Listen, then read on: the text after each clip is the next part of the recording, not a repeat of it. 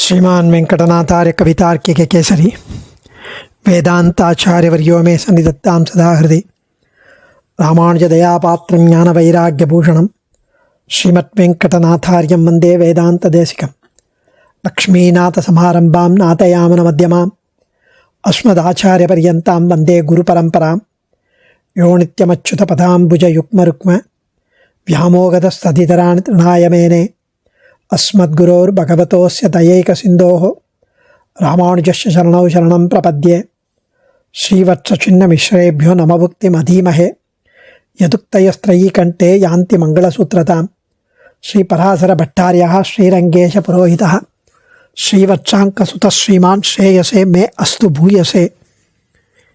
நேற்றைய தினம் 93வது ஸ்லோகத்தில் பெருமானுடைய திருமுக மண்டலத்தை வர்ணித்து அந்த திருமுக மண்டலமானது அமிர்தமயமான ஒரு குளத்தை, ஒரு தடாகத்தையும் பூர்ண சந்திரனையும் தாமரையையும் வெல்லக்கூடியதாய், அதனுடைய கர்வத்தை அடக்கக்கூடியதாய், நல்ல வெளுப்பாயும் அழகான புன்முறுவலை உடையதான அந்த திருமுக மண்டலம், பெரிய பெருமானுடைய திருமுக மண்டலம் என்னிடத்தில் விளையாடட்டும் என்று பிரார்த்தித்தார் சுவாமி. அடுத்ததான 94வது ஸ்லோகத்தில் பெருமானுடைய திருமுக மண்டலத்தை அனுபவிக்கிறார். மேலும் முகபுண்டரீகம் உபரி திரிகண்டகம் திலகாச்ச கேசரசமௌக்திகாஹ யரங்கபர்த்துரபியன் மதுவ்ரத பிரகரஸ்ரீயம் பிரமரகாணி பிப்ரதி. முகபுண்டரீகம் உபரி திரிகண்டகம் திலகாச்ச கேசரசமௌக்திகாஹ இஹரங்கபர்த்து அபியத் மதுவ்ரத பிரகரஸ்ரீயம் பிரமரகாணி பிப்ரதி. பிரகரஸ்ரீயம் பிரமரகாணி பிப்ரதி. இதில் பெரிய பெருமாளின் தாமரை போன்ற திருமுகத்தில் முத்துக்களுடன் இணைக்கப்பட்ட அழகான திலக்க ஆபரணங்களையும் தாமரை மலரில் உள்ள தாதுக்கள் போன்று உள்ளதாம். அதாவது பெருமாளுடைய திருமுகம் தாமரை, அந்த தாமரையில் தாதுக்கள் பொடி பொடியாக மஞ்சள் பொடிகள்லாம் இருக்கும், குட்டி குட்டியாக. அந்த தாதுக்கள், அந்த பொடிகள், பாலன், அந்த பார்ட்டிகிள்ஸ், அது எப்படி இருக்குன்னா பெருமாளுடைய திருமுகத்தில் முத்துக்களுடன் கோர்க்கப்பட்ட அழகான திலக்க ஆபரணங்களைப் போல இருக்க அந்த தாமரை பூவில் இருக்கிற அந்த தாதுக்கள். தாமரை போல இருக்கிற தாதுக்கள் போல திருமுக மண்டலத்தில் இந்த ஆபரணங்கள். அந்த திருமுகத்தில் குழல் கற்றைகள் அழகாக தொங்குகிறது. அந்த குழல் கற்றைகள் தொங்கும் அழகு எப்படி இருக்குன்னா அந்த தாமரையை மொய்க்க வரும் வண்டுகள் போல இருக்கா. வண்டு கூட்டங்கள் தாமரை மலரில் எப்படி இருக்குமோ அது மாதிரி இந்த திருமுக தாமரை மண்டலத்தில் அந்த தாதுக்கள் போன்ற அந்த ஆபரணங்களும் அந்த வண்டுகள் போன்று இந்த முகத்தாமரையை மொய்க்கும் திருக்குழல் கற்றைகளும் அழகாக இருக்கிறதுன்னு அனுபவிக்கிறார் சுவாமி. முகபுண்டரீகம் உபரி திரிகண்டகம் திலகாச்ச கேசரசமௌக்திகாஹ இஹரங்கபர்த்துரபியன் மதுவ்ரத பிரகரஸ்ரீயம் பிரமரகாணி பிப்ரதி. பெருமானது திருமுக மண்டலம் தாமரை பூ போல் இருக்கிறது. தாமரை பூவில் கேசரங்கள், அதாவது அந்த தாதுக்கள், அந்த பாலன், எல்லோ பார்ட்டிகிள்ஸ், அந்த கேசரங்கள் இருக்குமே, அது வண்டுகள், அந்த தாமரை பூவில் அந்த கேசரங்களும் வண்டுகள் மொய்க்கும் அந்த கேசரங்கள் இருக்கிற தேனை பருகுவதற்கு. பெருமாளுடைய திருமுக மண்டலத்தில் 3 ரேக்கைகள் உள்ளது. அதில் முத்துக்களோடு கூடிய திலக்க ஆபரணங்கள் தாமரை முகத்தில் உள்ள கேசரங்கள் போல இருக்கிறது. குழல் கற்றையானது அந்த முகமாகிய தாமரையை நோக்கி வரும் வண்டு கூட்டங்கள் போல சோபையாக திகழ்கிறது. செங்கமல பூவில் தேனுண்ணும் வண்டே போல் பங்கிகள் உன் பவளவாய் மொய்ப்ப என்று ஆண்டாள் நாச்சியார் திருமொழியில் அருளுகிறார். அதை இங்கு அனுபவிக்கிறார் சுவாமி பட்டர். முகபுண்டரீகம் உபரி திரிகண்டகம் திலகாச்ச கேசரசமௌக்திகாஹ இஹபர்த்துரபியன் மதுவ்ரத பிரகரஸ்ரீயம் பிரமரகாணி பிப்ரதி. ரங்கபர்த்துகு எம்பெருமானுடைய திரிகண்டகம் 3 ரேக்கைகளுடன் கூடிய முக புண்டரீகம் உபரி, தாமரையைப் போன்ற திருமுக மண்டலத்துக்கு மேல் 3 ரேக்கைகளுடன் கூடிய தாமரையைப் போன்ற திருமுக மண்டலத்துக்கு மேல் சமௌக்திகாக முத்துக்களுடன் கூடின திலக்காக திலகம் என்கிற ஆபரணங்கள் அணிகலன்கள், கேசரசமாக பூக்களின் உள்ளே இருக்கும் கிஞ்சல்கம் எனப்பட்ட பூந்தாதுக்கள், அந்த பொடிகள் மஞ்சள் பொடிகள் போல இக இந்த தேவரீர் திருமுக மண்டலத்தில்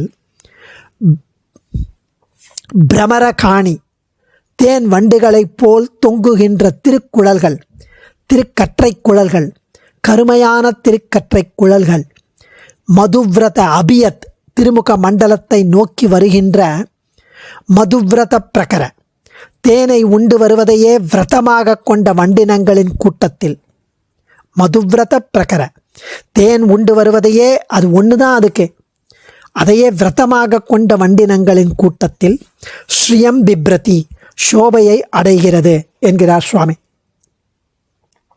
தாமரை பூவிற்கும் எம்பெருமானுடைய திருமுக மண்டலத்துக்கும் உள்ள ஒற்றுமைகளை சற்றே விளக்கி இதில் அனுபவிக்கிறார் சுவாமி. திருநெற்றியில சாமுத்ரிகா லட்சணம் மகா புருஷ லட்சணமாக 3 கோடுகள் இருக்கணுமா, நடுவில் சற்று பெரியதாகவும் 2 பக்கமும் சற்று சிறியதுமான சரம் முன் உச்சியில் கட்டி தொங்க விடுவார்கள். இது தாமரை பூவுக்கு மேல் அமைந்த முத்து சரம் போல இருக்கிறதாம். தேன் வண்டு இங்கும் அங்கும் தாமரை பூவை சுற்றி அலைவதைப் போல சுருண்ட சூர்ண குந்தளங்கள் இங்கும் அங்கும் அலை பாய்கிறது. தேனை தவிர வேறு எதையும் உண்ணாது தேன் வண்டுகள். மதுவிரதகான்னு பேர் அதுக்கு. மது ஏவ விரதகா யஸ்ய சகா மதுவிரதகா. இதே போல இங்கும் எம்பெருமானுடைய திருமுக மண்டலத்தை தவிர வேறு எதுவும் போக்கியமாக கருதாத பரமைகாந்திகள் பக்தர்கள், வேறு ஒன்றும் அவர்களுக்கு தேவையில்லை. அப்படிப்பட்ட வேறு தேவதாந்திரங்களை ஆசிரயிக்காத பரமைகாந்திகளை குறிப்பிட்டு அருளுகிறார் பராசர பட்டர். தவாமிருதஸ்யந்தினி பாத பங்கஜே நிவேஷிதாத்மா கதமன்யத் இச்சதி ஸ்திதேரவிந்தே மகரந்த நிர்பரே மதுவிரதோ நெக்ஷுரகம் ஹி வீக்ஷதே.